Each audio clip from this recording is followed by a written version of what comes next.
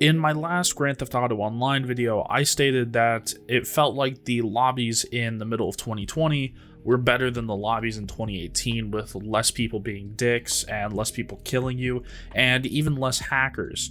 And I got a bunch of comments on that video and my other GTA videos saying that the lobbies are just as bad as they were before. So I decided to put it to the test. First, I'll explain the methodology, because any good scientific test is going to have a method to the madness so that we get results that actually mean something. The method here was to spawn into a GTA lobby at my player house in the middle of the city. Then I would go to the largest grouping of players on the server and drive near them for a little bit. I would then drive to other players around the map and see what would happen, and in total, I would be in each lobby for 15 minutes. That would be long enough to see if anybody was going to kill me or attack me, or to see if there were any hackers in the lobby.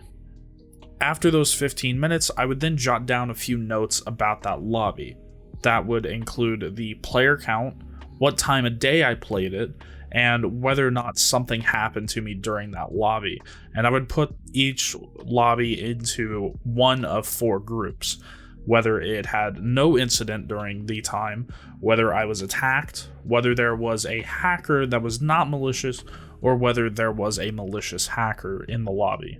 Now you might be asking yourself, what's the difference between a hacker and a malicious hacker?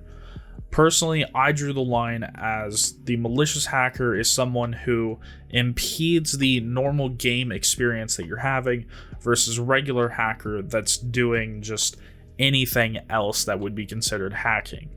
To give an example, a regular hacker might turn the world to winter, but a malicious hacker might teleport you around the place or put you in a cage or some other thing trying to kill you. Now, before we go into the results, there's a few other tidbits of information that you need to know to get the full picture. First off, I'm located in the central United States, but I have good enough internet to regularly get put on servers on the east and west coasts of the United States.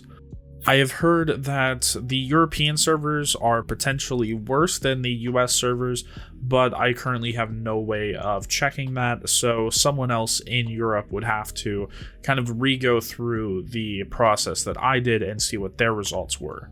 2 other tidbits of information are that I'm playing on PC, and a little over a week ago, as of the time of recording this, the Epic Games Store gave away Grand Theft Auto for free as long as you had an account to the Epic Games Store.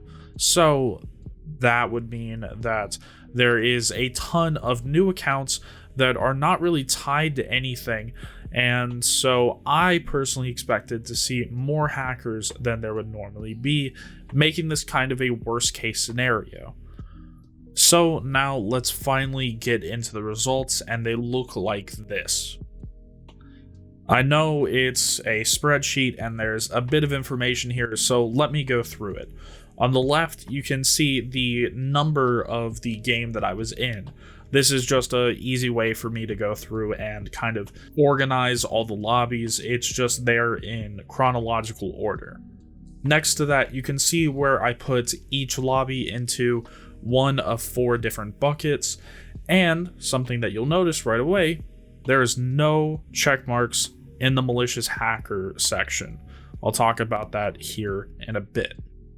Next to that, you see the player count, which I calculated by looking at the in-game stated player count every minute for all 15 minutes that I was in a lobby, and then I chose the number that showed up the most during that. So say I was only in a lobby for 3 minutes as a hypothetical, and minute 1 there was 20 people, minute 2 there was 18 people, and minute 3 there was 20 people, I would put the number 20 in that spot. Some interesting things to note about the player count is that the lowest player count in a lobby that I was put into was 4 people, including myself. The highest player count in a lobby was 27, including myself, and across all 30 lobbies, the average player count was 18 players, including myself. Next to the player count, you can see the time played, which is just noting what time of day I played. I played these 30 lobbies across 2 days, so you see morning, then shortly after midnight, then morning again, afternoon, and shortly after midnight. Next to that is probably the most important one, and that's just notes about what happened in every lobby where there was some sort of an incident. Now, just to give a rundown of the incidents that I ran into during my 30 matches, in Lobby 4, I was gunned down by a couple of aliens driving around just shooting anybody that they saw. In Lobby 7, I was chased down by an Oppressor Mark II simply for driving near them in the city. In Lobby 12, I ran into my first hacker who was flying around a bus but not really messing with anybody. They even were offering people rides, and I believe at some point they even referred to themselves as Miss Frizzle in a Magic School Bus reference. Overall, though, it was not a malicious incident. Next, in Lobby 16, we see our next hacker, who almost got away with it, but in the last minute of me being in the lobby, somebody turned the world to winter, earning this lobby its hacker mark. In Lobby 18, I was jumped by 2 people in an armored SUV the moment I spawned in. This was the most aggressive lobby that I was in during my whole time.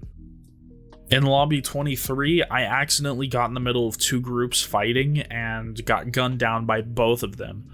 In Lobby 24, I was attacked for simply driving past an alien player. In Lobby 25, we ran into our next and final hacker who was just dropping money for anybody that would come near him. In Lobby 27, I got ran up on by a group of guys and gunned down. In Lobby 29, I was chased by a group in a Deluxo, and these people were determined. They followed me halfway across the map, not giving up chase, and after they killed me, I believe they moved on to another group. And finally, in Lobby 30, I was chased by another Oppressor Mark II. During my time playing these 30 matches, my game crashed twice, which is a known tool that hackers can use in Grand Theft Auto Online, but the circumstances around it did not allow me to give a definitive answer whether hackers caused both of those game crashes or not. And finally, here's all that data in a format that's a little bit easier to see. Here you can see that the chill lobbies accounted for 19 of the 30 lobbies, or 63%. I was attacked in 8 of the 30 lobbies, or 27%, and I ran into 3 hackers, or in 10% of the lobbies. Personally, before starting this experiment, I would have thought that the number of lobbies that I would be attacked in would be less than 20%, but I was actually quite surprised that I was attacked so many times. If you feel like the results of this experiment don't replicate what you see in your lobbies, I highly recommend everybody go and try to recreate this experiment and see what results you get. I'd like to see results from all over the world to see what kind of lobbies people have in different places. And now finally, to end this video off, let's talk about a couple of things that I could have done to make this experiment a bit better. The first one, and probably the biggest one, is just to have gone into more lobbies. Here I went into 30 lobbies for 15 minutes each, which is a little bit under 8 hours. I probably should have kept going, but that would have been a bit too much time for me. I also wish I could have used a VPN to possibly go to servers in some other country or some other part of the world to see what their lobbies are like, but once again, that would also be a huge time investment that I personally do not have time for. And the final one is personal to me, but I should have marked down the number of times that I saw players talk about having a cheat engine. In a good number of the lobbies that I marked as having no incident, I could see people in the game talking about how they had a cheat engine, whether it was to get a higher rank or to get more money, but I just only took it if I could see them personally hacking.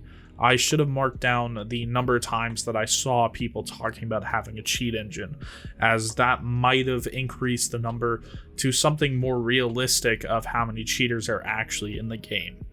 And that's pretty much everything. If you think I messed up somewhere along the way with my methodology, or if you think that my results are just way off, please talk about it in the comments or message me or something like that. I would love to hear what you guys think about this. And that's going to be it for me. I don't really have an outro, so